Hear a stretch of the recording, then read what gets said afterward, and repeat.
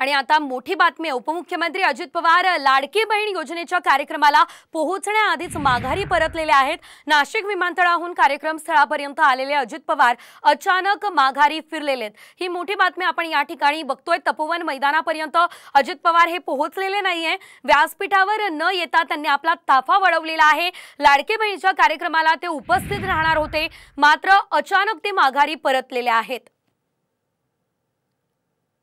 नाशिक विमानतळाहूनच ते माघारी फिरले असल्याचं कळतंय। खरं तर आज तपोवन या मैदानावरती आता लाडकी बहीण कार्यक्रमाचं आयोजन करण्यात आलेलं होतं, मात्र या ठिकाणी अजित पवार पोहोचलेले नाहीयेत। आणि आता मोठी बातमी, उपमुख्यमंत्री अजित पवार लाडकी बहीण योजनेच्या कार्यक्रमाला पोहोचण्याआधीच माघारी परतलेले आहेत। नाशिक विमानतळाहून कार्यक्रम स्थळापर्यंत आलेले अजित पवार अचानक माघारी फिरलेले आहेत। ही मोठी बातमी आपण या ठिकाणी बघतोय। तपोवन मैदानापर्यंत अजित पवार हे पोहोचलेले नाहीये। व्यासपीठावर न येता त्यांनी आपला ताफा वळवलेला आहे। लाडकी बहीणच्या कार्यक्रमाला ते उपस्थित राहणार होते, मात्र अचानक ते माघारी परतलेले आहेत।